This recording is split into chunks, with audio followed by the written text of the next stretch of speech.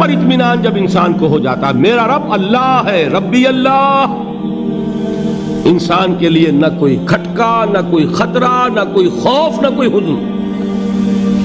جو کچھ ہو رہا ہے کس کے اذن سے ہو رہا ہے؟ اللہ کے اذن سے۔ اللہ کے اذن کے بغیر پتہ تک نہیں ہلتا۔ یہ کوئی اندھا بہرا مادہ نہیں ہے جس سے مجھے کوئی خوف ہو۔ اندھا بھینسا چلا آ رہا ہو اس سے تو ڈرنے کا ہر انسان کو ڈرنا چاہیے، نہ معلوم کس کو ٹکر مار دے۔ لیکن نہیں، اس کائنات کو چلانے والا ایک سمیع و بصیر خدا ہے، وہ جو میرا دوست ہے، میرا ولی ہے۔ اللہ ولی الذین آمنوا یخرجہم من الظلمات الی النور۔ اللہ اہل ایمان کا ولی ہے، ساتھی ہے، پشت پناہ ہے، مددگار ہے، حمایتی ہے۔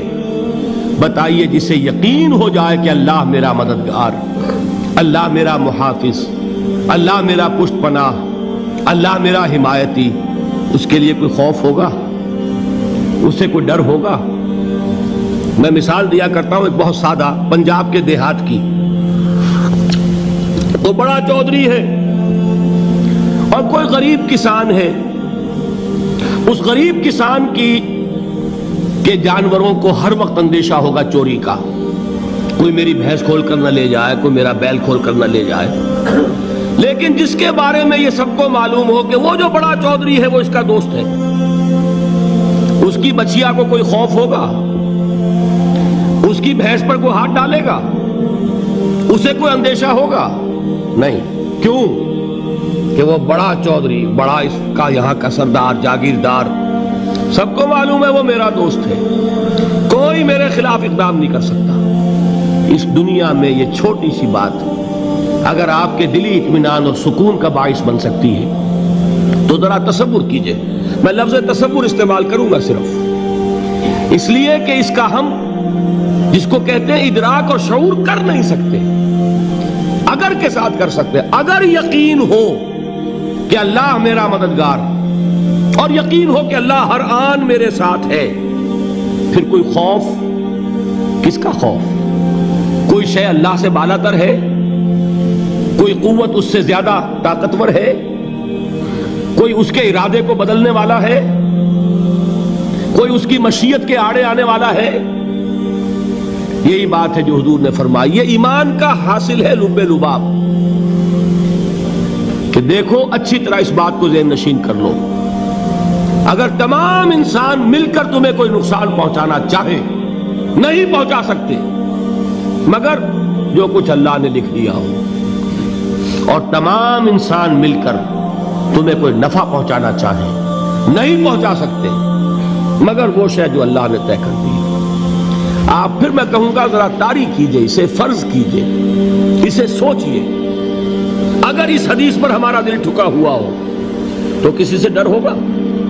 یہ مجھے نقصان نہ پہنچا دے، یہ میری رپورٹ خراب نہ کر دے، یہ میری انکریمنٹ نہ رکوا دے، یہ میرا یہ نہ بگاڑ دے، یہ میرے یہ نقصان نہ پہنچا دے۔ اس کا ڈر، اس کا ڈر، اس کا خوف، اس کی خوشامد، اس کے لیے جا کر طرح طرح سے اپنی عزت نفس کو ذلیل کروانا اس کے سامنے، یہ سب کچھ کیوں کرتا ہے انسان؟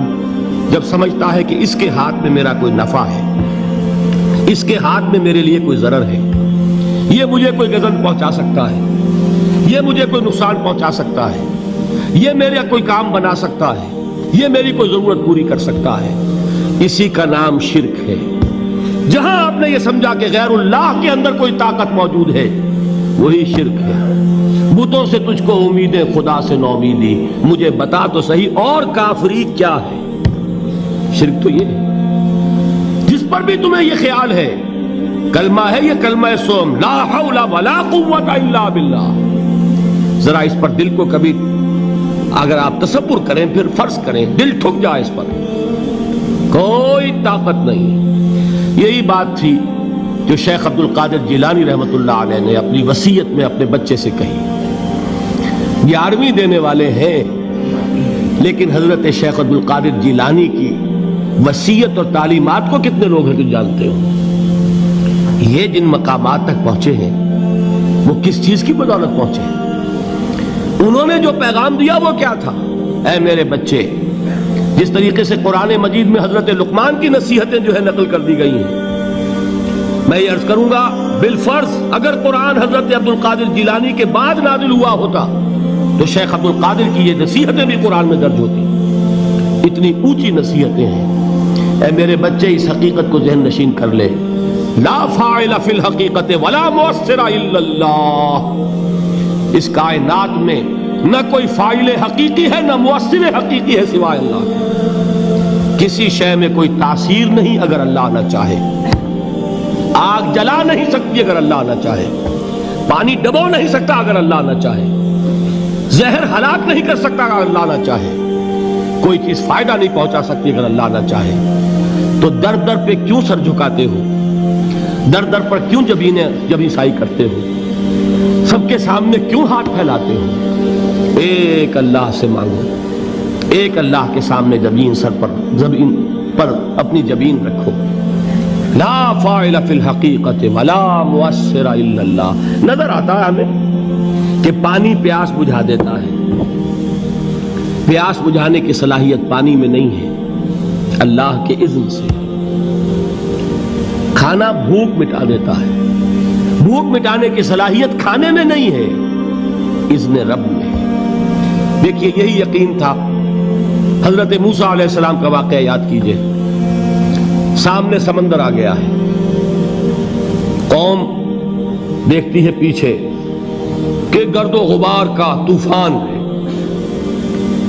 معلوم ہوا کہ فرعون اپنے لشکر سمیت آ گیا ہے۔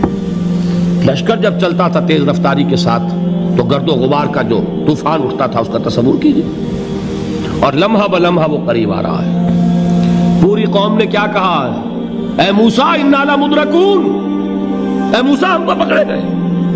قرآن مجید نے تو یہاں وہ باتیں نہیں لکھی ہے، لیکن تورات میں یہ درج ہے کہ بنی اسرائیل جھگڑنے لگے، دست و گریبان ہو گئے موسیٰ کے ساتھ۔ موسیٰ ہمیں یہاں مروایا لا کر، اس سے تو ہم ہی بہتر تھے، وہاں کھانے کو ملتا تھا، زندگی تو تھی، بیگار ہم کر رہے تھے، موت تو نہیں تھی۔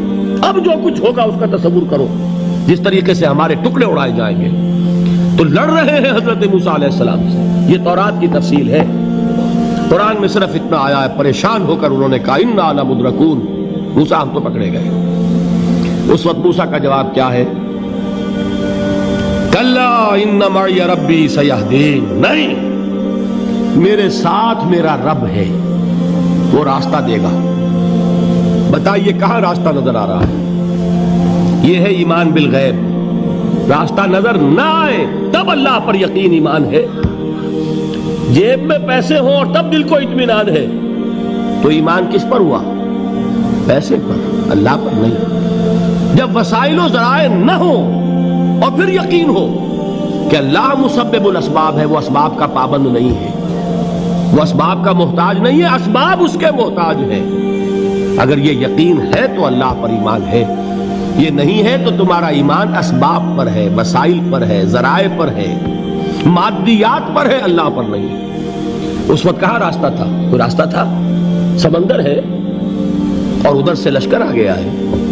کلا ان معی ربی سیہدین۔ اب دیکھیے ایمان کہہ دینا آسان ہے، ہوا معکم اینما کنتم، جہاں کہیں بھی تم ہوتے ہو اللہ تمہارے ساتھ ہوتا ہے، لیکن اس کا یقین قائم ہو جائے تو زمین و آسمان کا فرق واقع ہو جائے۔